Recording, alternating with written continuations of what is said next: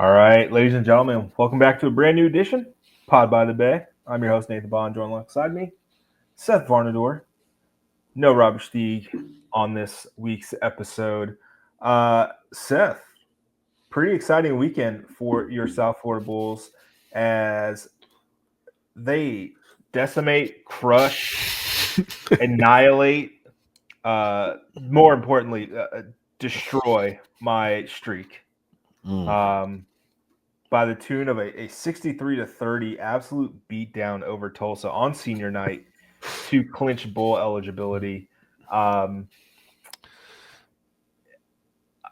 was a bit of a hedge by me because if I lost the bet, it means USF crushed them. So great. But disappointed that I did lose the streak. But hey, it just means this week I start a new one.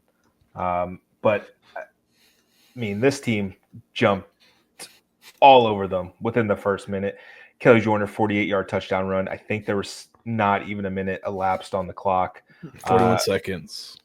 Before he crosses the goal line.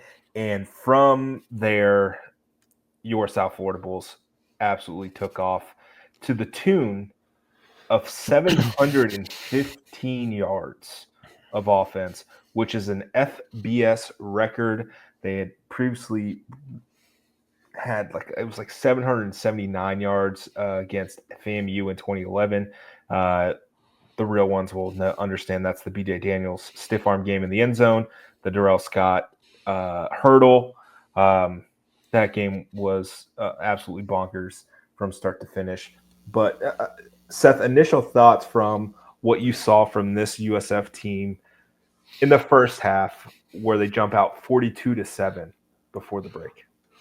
Well, I'm glad your pick is getting all the pub and the thoughts, because I did pick under 60 last week for the game.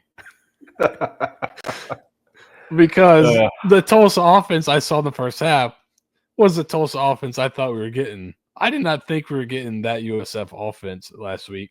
Tulsa came in the game being able to stop the run pretty well. Did not happen in this game. Now, I think the final stats flatter Tulsa a little bit because USF took their foot off the pedal, but holy cow, it was just an unbelievable beatdown.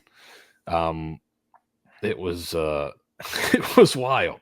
So, like I said, I took under 60 for the game. USF beat it by themselves, went over the total by themselves. So, yeah, pretty good day. Izzy Carter got in, got to throw it around a little bit, what all the fans had been waiting for. He's just got a great stat line for the season. It's just exciting stuff all around. What, 6 of 8, 100 and something yards, 2 touchdowns? I mean, what more can you ask for your backup's backup? Question for you. Is Bryce Archie's career high 305 yards passing the most nondescript, under the radar, I wouldn't say unimportant, but unimportant 300-yard passing game that you've seen in quite a while? I think he had 240 at the half, and we were kind of talking, and I just looked and I said 240, and we were like, "Is this the quietest 240 of all time?" And it felt like it. A couple, you take a screen 60 yards for a touchdown, things like that will help. But, this was just a unbelievable beatdown. It was Tulsa was shockingly bad. And that's why you get another coach fired. Alex Golesh is the Grim Reaper in the American Conference. USF is back, baby. We are getting coaches fired. This is our history. We have done it multiple times. It is so nice to be back doing it. This is the 4th coach fired this year that USF has defeated, right? Southern Miss? Yep. Southern Miss, FAU, Charlotte, Tulsa. And asking around after the game about why Tulsa took all those timeouts, Kevin Wilson, brother, I don't know, You're like old Yeller who wanted to like walk around for a little bit before you got put down. Like, what do you? I don't understand it. You call the timeouts to get the ball back to run. Like, I mean, if you're gonna do it, be a man. Throw the ball. He want to enjoy employment for just a little bit longer. Here's the thing, though. The incompletions would have extended the game a little bit more than just running the ball. It's true. I mean, just no half measures. Bad form by Kevin Wilson. But, you know, he's on the unemployment line, just like so many others that USF has faced this season. The stat that kind of sticks out to me that I've kind of harped on this season, USF now moves to 5-1 this year when the defense forces 2 or more turnovers. That's a number to be impressed by.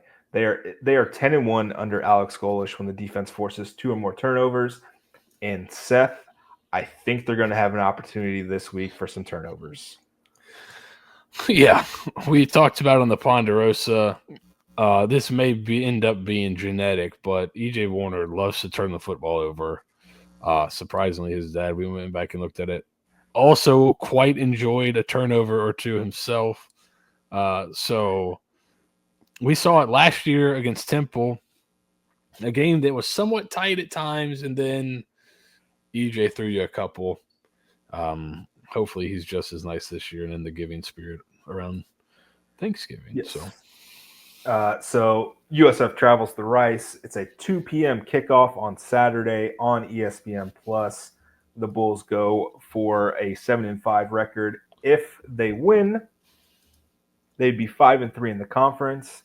It'd be the first time since 2017 that they finished the season with a winning record in conference play, and just the 8th time in program history, basically dating back to 2003 when they joined Conference USA.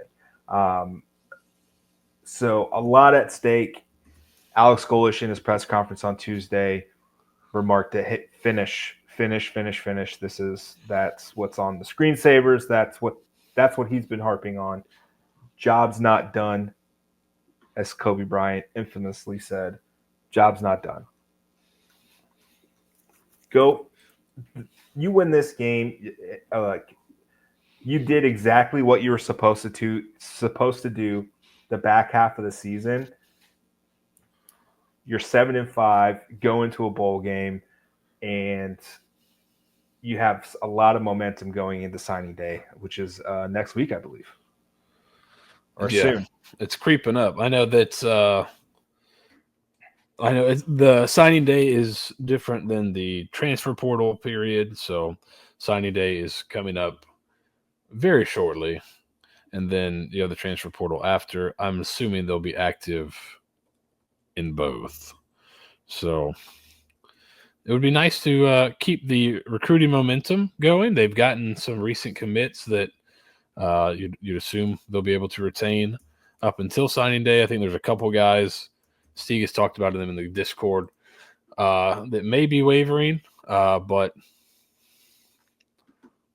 looks like let's see, December 4th. That is next Wednesday. Yeah, the early period is December 4th. That's the initial signing date. Final signing date, December 6th. Does that seem right? Yep. Mid-year JC transfers, December 4th to January 15th. So that'll be interesting. That's happening very, very quickly. Very, very quickly. So much so that I think Alex Golesh anticipates a few enrollees to be able to practice with them just like they did last year. And shout out Jonathan Eccles. He was one of the guys who enrolled early and finally got on the field with some extensive action in the fourth quarter. Caught a touchdown on, maybe the easiest play of the day. Those tight end seam routes when you're stacking the box it's a gold mine. It was a staple in the Gulf Coast offense. It's a staple in a lot of spread offenses where you just kind of leak the tight end out over the middle. And Golesh loved it at Tennessee. I haven't seen it as much here. I think the tight ends maybe don't fit, kind of being able to get that down the field that quickly. But Eccles definitely. Are you telling me Evan Dangler can't run? He's too busy crushing people's skulls and driving their bodies into the dirt to run by anybody. He can't run by anybody because he just automatically runs through people. Exactly. Yeah. Exactly. I appreciate that. Seth, this game presents an interesting problem for your South Florida Bulls. Rice's defense actually competent. Shockingly. Their defensive coordinator, Brian Smith, is a Broyles Award semifinalist, which is given out yearly to the top assistant coach in the country. You typically don't see that on a team that's 3-8. No. But they've got some dudes on defense. Gabe Taylor, who, it's interestingly enough, Sean Taylor's younger brother. If you guys remember Sean Taylor, maybe the best safety I've ever seen, like, in my lifetime. If you don't remember Sean Taylor, then we feel very bad because that means we're old. Yes, also accurate. So just kind of genetics with him. You look at his PFF grades, absolutely off the charts for the season. They've got a couple of corners that are really good. But the story here is they are so good against the pass. They can put their two corners out on an island and do everything else with the other 9 guys. Does USF have the capability, which they have not shown, to win those matchups outside against competent defenses? So that's going to be a big question mark heading into this game. We kind of touched on it in the Ponderosa when you guys listened to it, but Seth, they've played 2 triple teams. Their rushing numbers are bad. Do you feel it's more of a function of playing 2 triple teams, or maybe they're just not great at it? I don't know. That was kind of my question to Matthew, who we had on from the Roost. He did a really good job. So if you're not, it's almost worth the $10 a month for. We'll have a film room later this week, but just to kind of, he gives an unbelievable preview on Rice football. But that was kind of my question to him. But you look at last week, and UAB was able to run on them pretty well. They had a back go for like 10 yards a carry, ran for like 160 yards. And on 16 carries. So I don't know. It would seem, that some of those numbers would be skewed because they face like the fewest. I think they face the fewest or pretty high up in terms of facing the fewest passes per game, and on the far end of facing the most rushes. So that could be skewed by the playing the Armies and the Navies of the world, but just in terms of like EPA per play, EPA per game, they're pretty bad. Interestingly enough, they're pretty decent in terms of success rate. They're 56th in the country in rushing success rate allowed. But all their EPA numbers are pretty poor against the run. So, like then you look at like stuff percentage, which is, do you make plays at the line of scrimmage or, close to line of scrimmage in terms of like stopping runs. They're in the 13th percentile, so they're really bad at that.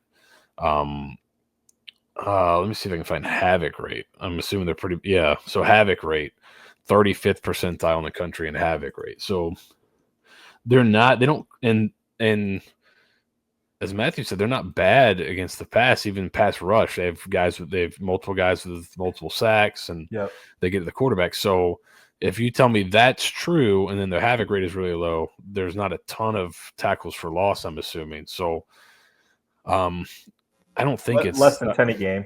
Yeah, I don't think it's totally just an aberration that it's just this one game or these 2 games against the triple teams. I don't think they're great. I don't know if they're as bad maybe as the numbers indicate. But USF is 44th in the country in EPA per rush on defense. Mm-hmm. USF is 36 in success rate EPA per rush on defense. So they're not better than the USF defense, who would we say the USF rush defense is impregnable? No. So they've been around. Yeah. Yeah. So FAU is able to run the ball a little bit in that game. Yeah. So they're not great, I don't think, against the run, which bodes well for USF. Exactly. Uh, you know, in USF's last 3 wins, they've rushed for over 1,000 yards. Kelly Joyner looks like a different human being these last 5 games. He has 11 rushing touchdowns on the year, and 9 of them have come in the last 5 games. And he's chipped in a couple of receiving touchdowns as well. Like, he looks faster than he ever has at any point in his USF career. I believe for his career, he is in the top 5, maybe 6th all time in rushing yards with a little over 2,100 yards. His 11 rushing touchdowns on the season is teetering on top 10. If not, I think it's like tied for 10th. He has just become a different kind of dude this last month and a half or so, and it's been really nice to see. For Rice on defense, not a lot of tackles for loss. Like I said, under 10 a game. They don't force a lot of turnovers, under 1 a game. It seems like if you're able to protect the ball, you can get them, and that's what UAB did. They only had 1 turnover, but they forced 4. So if you're +3, you should be able to handily win this game, which is why I brought up at the top. You force CJ Warner into a couple turnovers, and I think you can win this game going away. But you got to be able to do that.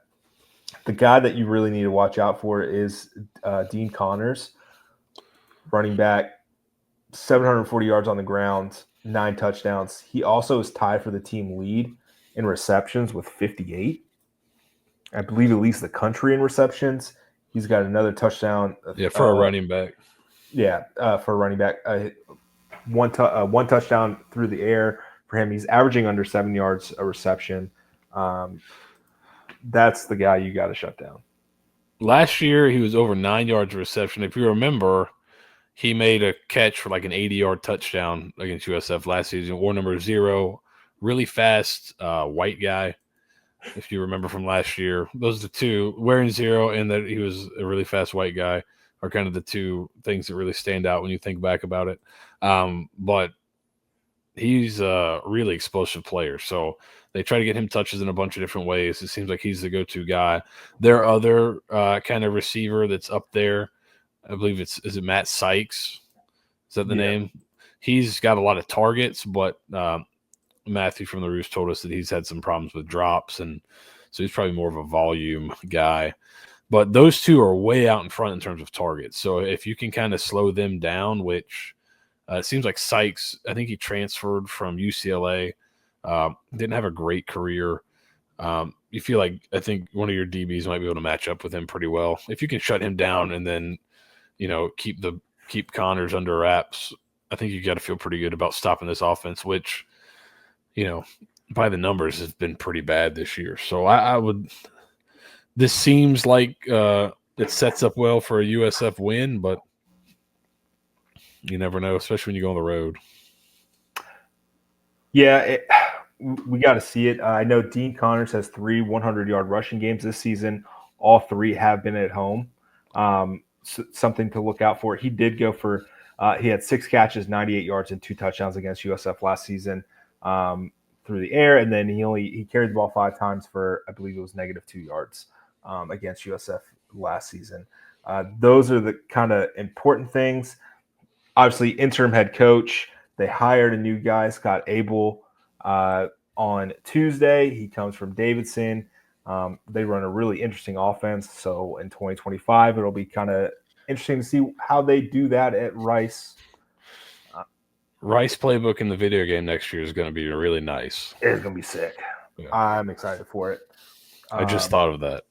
Yeah, it's going to be a lot of fun. Yeah. I'm excited for it. But let's wrap up with this. It's pick time. I got to get back on the horse. There's go win this freaking game. That's that's basically all I got to say. Can I say something real quick before you pick? Just, I don't know if you want this out there. But you did, after we recorded the Ponderosa, personally take USF to cover and the over, right? Yes. Yeah, I did. I hit that one. So in his wallet, he's still doing pretty well in these. Yeah, my wallet, I'm up $25 on USF last week.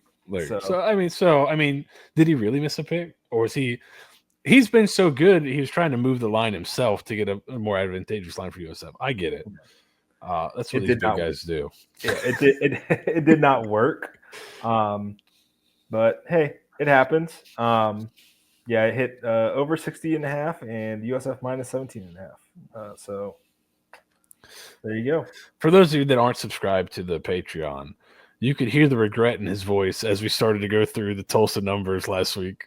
Because the Ponderosa is a very in-depth advanced stats preview, and you can start to hear it in Nathan's voice as we started to go through some of the Tulsa deficiencies. I mean, I didn't feel great when I picked it on Pod by the BAE. It was under the premise that Legas could complete a pass, and he could not. Yeah, he should have been leg arm the way he threw it. Mean, he was terrible. He was so bad, and I was really not anticipating that. And then Tulsa gave up trying to run the ball real early, and that poor kid got decimated. He got hit a lot on Saturday, and it showed. But we move on. I still have a chance to go 11-1 against the spread. That's still pretty good. I mean, that is pretty damn good. I mean, that's as locked in on a team as you possibly can be. All right, come on. So USF at Rice, 2:00 Eastern. The tryptophan, the Black Friday shopping's over. You've really got nothing better to do at 2:00 on a Saturday. You're fed up with the in-laws already. You could be back from the golf course by now. Yeah, come on. It really got nothing else going on a Saturday. What's the Hard Rock got it at, Nathan? We go off the Hard Rock because that's where Nathan Bond makes all his money. USF is USF is favored by 4.5, and the over/under is 53.5. 4.5. Yep, it's dropped. So it opened at 3.5, got to 5.5, and now is 4.5. Interesting.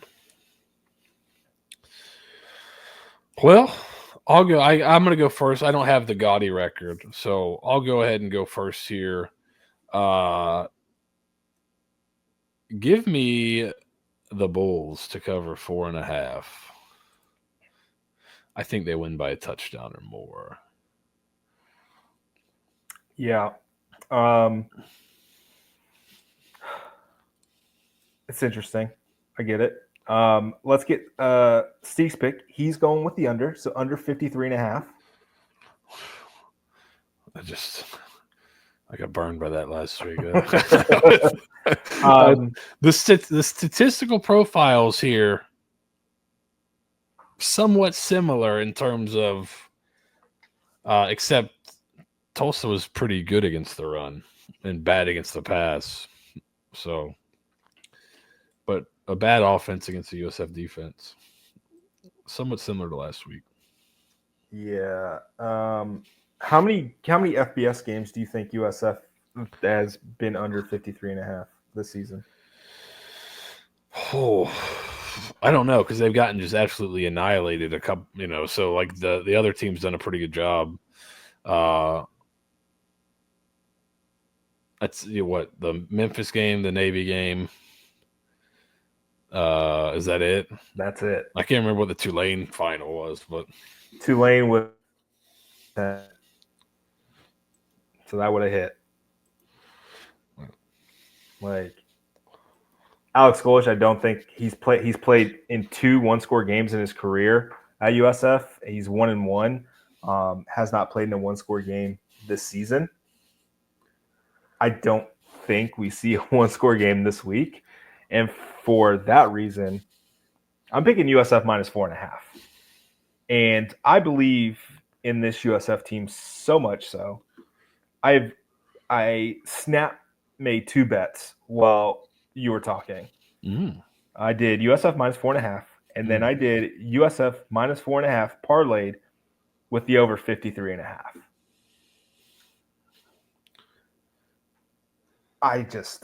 You've put up 35, 44, 50, 59, and 63 points in 4 of your last 5 games, and you are not playing Navy. Now, this Rice team did beat Navy, which I think we can kind of chalk that up to Notre Dame. That was also like a 4-hour. Remember, that was the one like the radio broadcast was 8 hours long. Like, there was a big long delay, and let's not get crazy. Like, I'm not overthinking it. Bulls by 4.5. When the alt lines get released, I am hard pressed not to make another one at USF minus 9.5. I was going to say, what's the sweet spot? I was thinking 10. 10 could be kind of the sweet spot there. Is that kind of where you're at? Yeah, I think anything over 9.5, I'm probably getting a little squirrely about. But once the alt line comes out, I'll smack it. I cashed out most of my winnings since October, but I've got $38.98. If I get an alt line at minus 9.5, I'm putting the rest of it on there. So FanDuel, which we don't have access to, but just they have stuff up. They have minus 9.5 at plus 140 right now.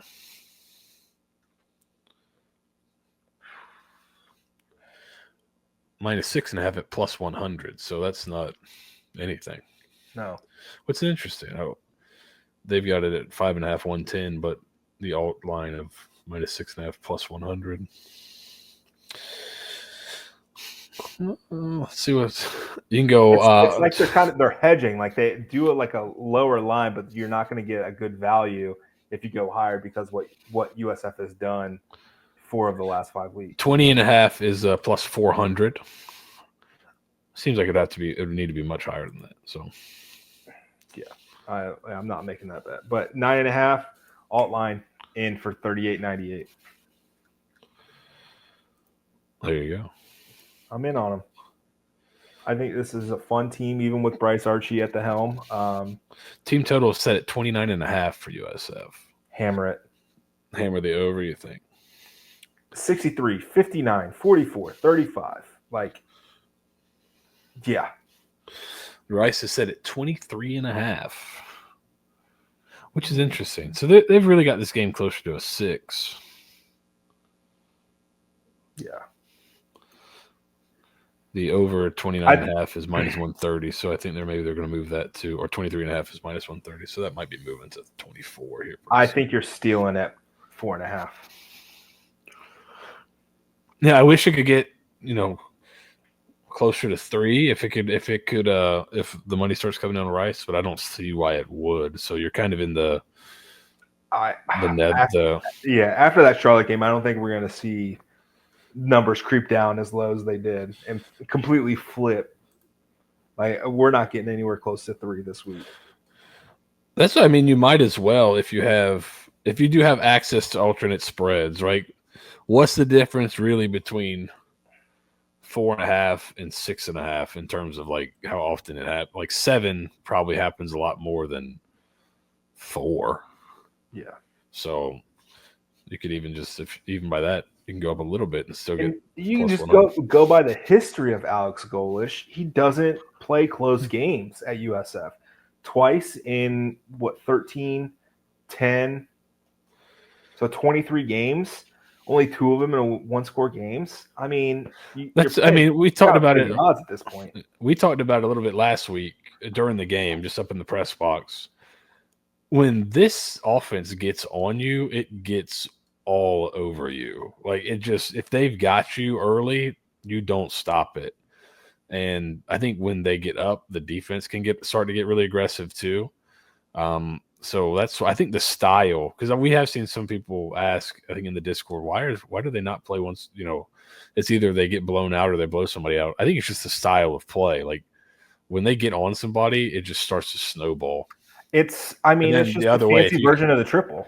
If you go 3 and out a bunch on this offense, and your defense is not playing great, like your offense isn't going to hold the ball and like give your defense a rest and really make the other team earn it. That's just not the style. So when they're on, they're on. When they're off, they are off. I believe they'll be on this week. So I'm with you. Look at the time of possessions. Like Golesh made a joke on Tuesday that he finally won time of possession. But like, look at this in the first half where it like actually mattered, right? 41 seconds, 2:55, 114. So touchdown, missed field goal, 119 touchdown, 53 seconds touchdown, 131 punt. That was just the first quarter. Yeah. And then 238 touchdown, 258 punt, 227 touchdown, punt at 42 seconds. And then that was the end of the first half for USF. They won the time of possession because Tulane was so bad on offense that they would go 3 and out or turn the football over very quickly. Tulsa. What a Freudian Freudian slip by you. That's me every I always confuse, if you go back in this program's history, Tulsa and Tulane, I say them, I flip them all the time. Well, it doesn't help that like their moniker for like spot, quarter, team, whatever, it's TUL like everywhere. So it's just in my brain. My score bug brain. They're just they're the same. So there we have it. Couldn't be more opposite in terms of quality. No. But they may both be looking for a new head coach next year. We'll see how that goes. That's accurate. Very different reasons. Well, there you have it. The season's actually going good. We didn't have to talk about what kind of Thanksgiving food we love or hate like we've had to in the past. So that's always a plus. When we actually can't talk about football. Good things to talk about, yeah. I got nothing else for you. Basketball seems like it's going to be a nightmare this year. Like it's going to be very heart attack inducing. So get ready, everyone. Yeah. The absolute cojones on him on that shot against Wright State. Great job by him. They play again next Tuesday in the Ewing Center versus Stetson, and then travel up to Loyola, Chicago. See Sister Jean, I believe is her name. She's still kicking around, huh? Yeah, and that game's on USA. Interesting. Right? Interesting. So, yeah, there you have it. With that being said, if you're traveling, be safe. If you're tired, pull over. Enjoy your trips. Enjoy Thanksgiving. Enjoy the family. It's been a chaotic last month. Enjoy the time with your family. Be nice. Go Bulls. Go Bulls. We gave you guys some extra long podcasts this week just to help the travel time,